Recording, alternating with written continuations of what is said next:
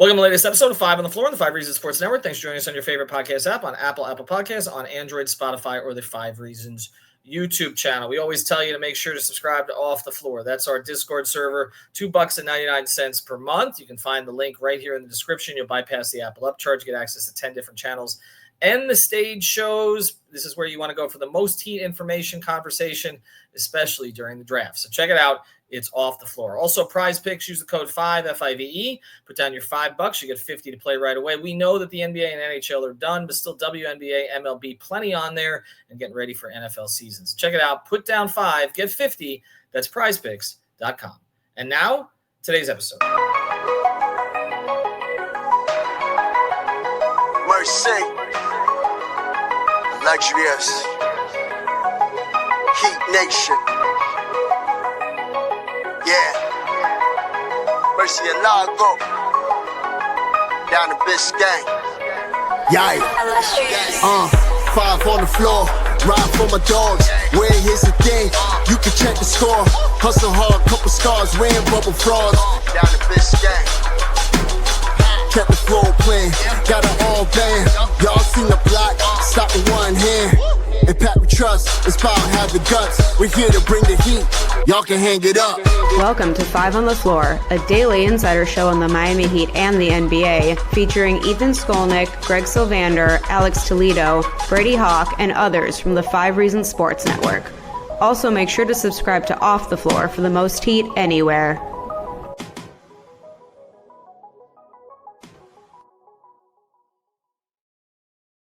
Welcome back to 5 on the Floor. Here's today's floor plan. I'm Ethan Skolnick. You can follow me at Ethan J. Skolnick and at 5 Reasons Sports. I got Digital Adel. You can follow him at Digital Adel. Check out all of his draft coverage as we go forward.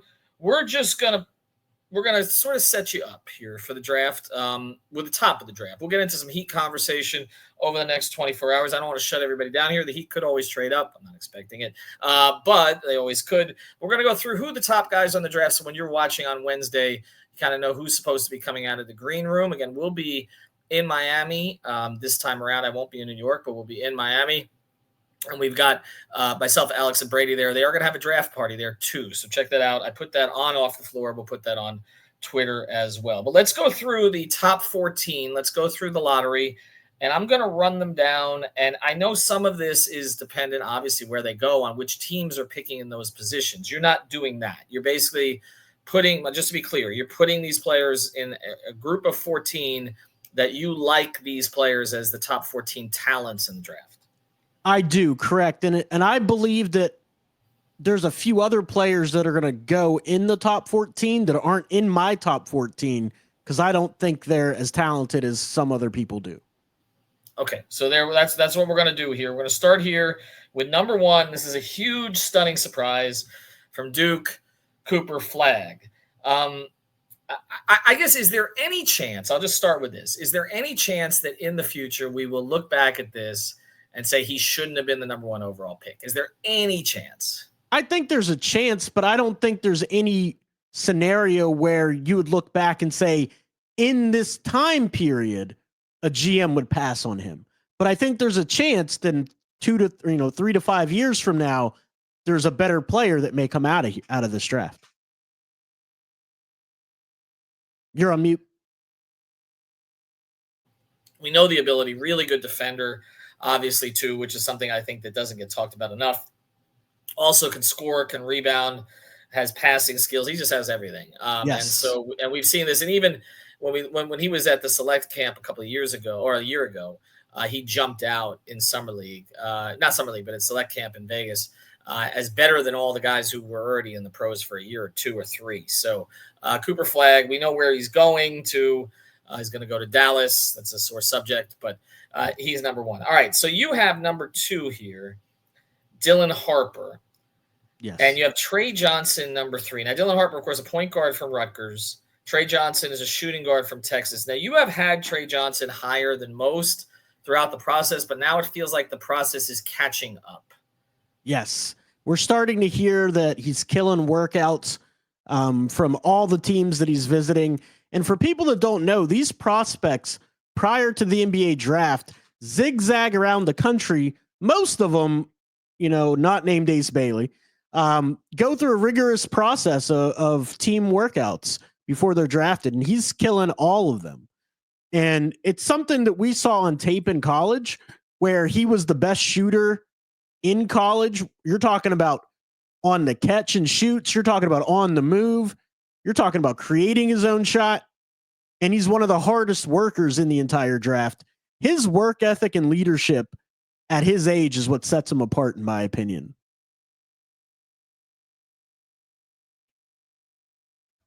Keep doing this. You still don't have him 2. So why not? Why do you have the player you have 2? So the reason why Dylan Harper is still the second pick in the NBA draft is the fact that he wasn't healthy a lot of the season. And at 6'6", he's still a two-way dominant force. And that's the thing. The defensive side, Trey Johnson has to work on. Dylan Harper doesn't have to work on that. He already has it. Also, he's a downhill force. Trey Johnson can get downhill, but not like Dylan Harper. But also, Dylan Harper's not the shooter that Trey Johnson is either. So there's some trade-offs there. They're both very, very good prospects. Okay, so those are the ones that you have 2 and 3. Again, Trey Johnson from Texas, Dylan Harper from Rutgers. Now I'm going to slip down a little bit, and then we'll come back. Okay. Yes. You have Ace Bailey 6th. So you have VJ Edgecombe 4th, Con Knipple at 5, player you've liked a lot too from Duke. Of course, VJ is from Baylor. Con Knipple is from Duke. And then Ace Bailey, Rutgers. Now, Ace Bailey has irritated some people with the way he's handled this draft process, but you still have him as the 6th best prospect. Yeah, absolutely. The talent's undeniable. He's the second best tough shot maker in the draft behind Trey Johnson. I mean, that's what he does. ISO basketball, step backs, shooting over top of people with his wingspan and his length at 6'7", his ability to always be on balance when he shoots. He can handle the ball. His handle got better as the year went on, showed some facilitation chops. He can block shots as well. There'll be mental lapses here and there on defense. There'll be some mental lapses on offense, but just the talent is undeniable. One of the best tough shot makers that I've seen in a very long time next to Trey Johnson.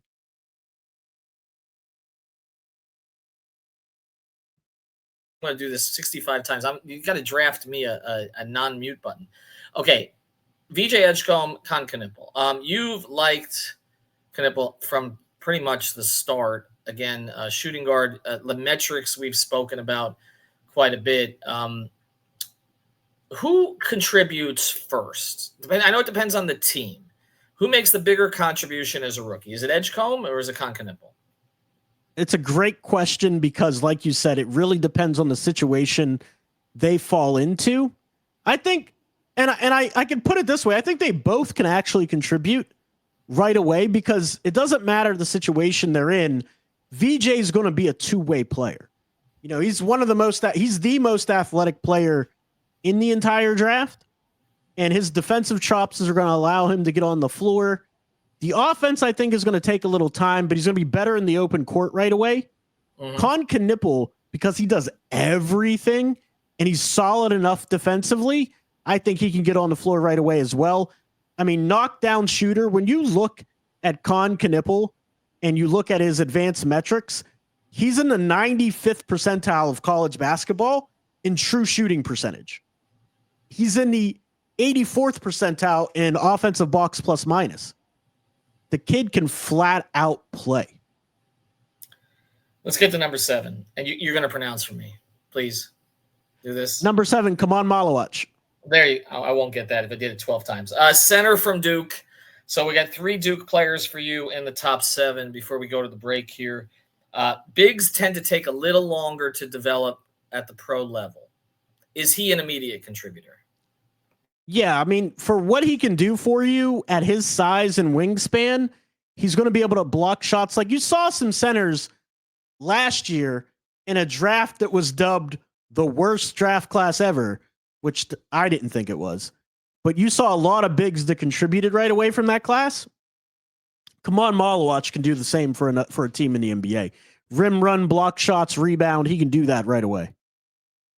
All right, we're going to go to break, and we're going to get to the next 7. Again, we're just running through these pretty quickly here because we're going to set these up as the week goes on here. Before we do, though, I want to mention a great sponsor of the 5 Reasons Sports Network.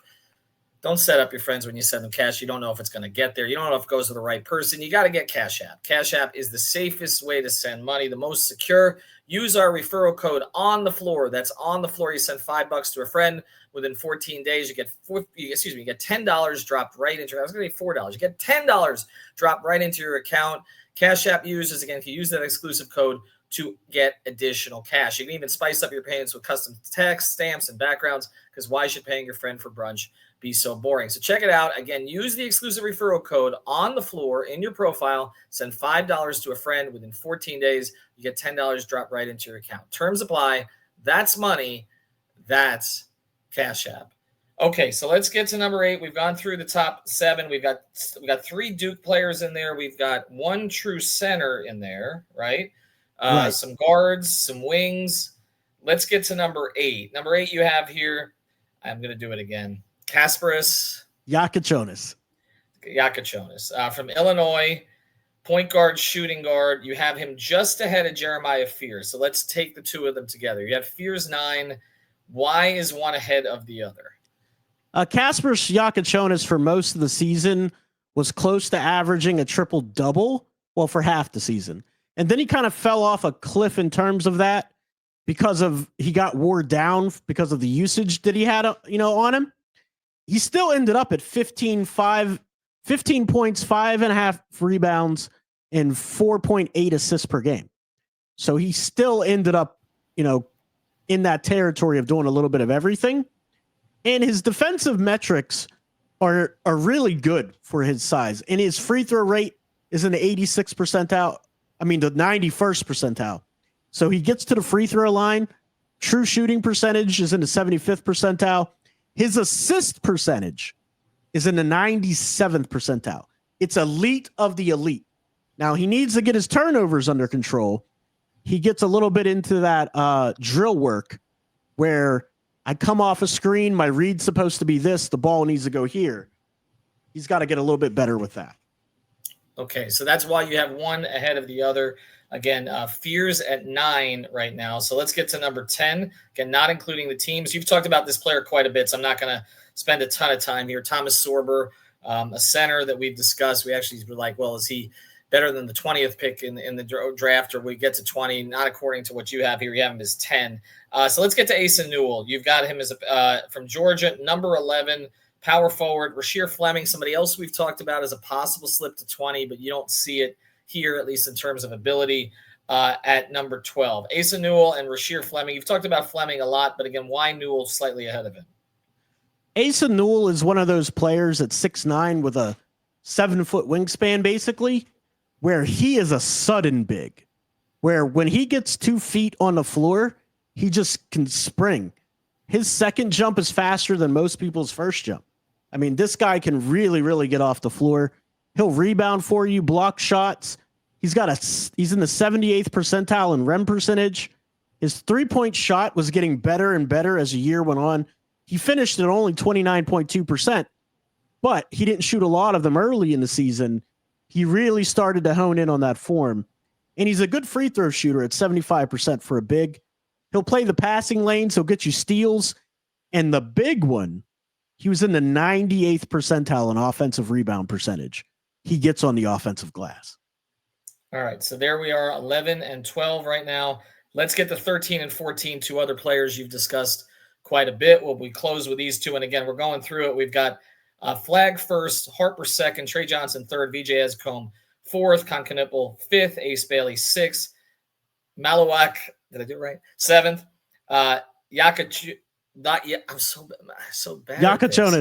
Yakachonis 8, Fears 9, Sorber 10, Asa Newell 11, Rasheer Fleming 12, and then 2 very different point guard, shooting guard types. Jace Richardson on the shorter side, Ben Seraph on the bigger side, more of a playmaker. Not more of a playmaker than Jace Richardson, but a different kind of playmaker. And we've talked about both of them a lot, but I'll put it here. If I was to say to you in 3 years, one of these 2 guys is an all-star, 4 years, excuse me, which would be more likely? Probably Jace Richardson, just for the fact that he can shoot the three ball really, really well.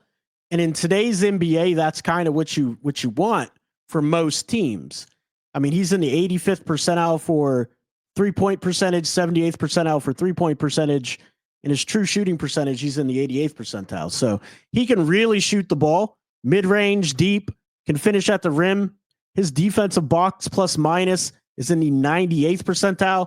So he's a two-way player also. He's just in a 6'1" frame. That would be the reason. Again, a shorter player. We've discussed that. Again, Seraph, bigger. So how tall is Seraph? What did he weigh? What did he measure? Seraph is 6'5", 200 pounds. Okay, so I'm again a bigger player than Jace Richardson. Probably neither of them are going to be there for the Heat at 20. If the Heat are picking at 20, we will get into more of the Heat's options as we go through, but we wanted to give you Adel's big board. And again, he'll be joining us at times during draft coverage on Wednesday and Thursday night. Have a good one, everybody.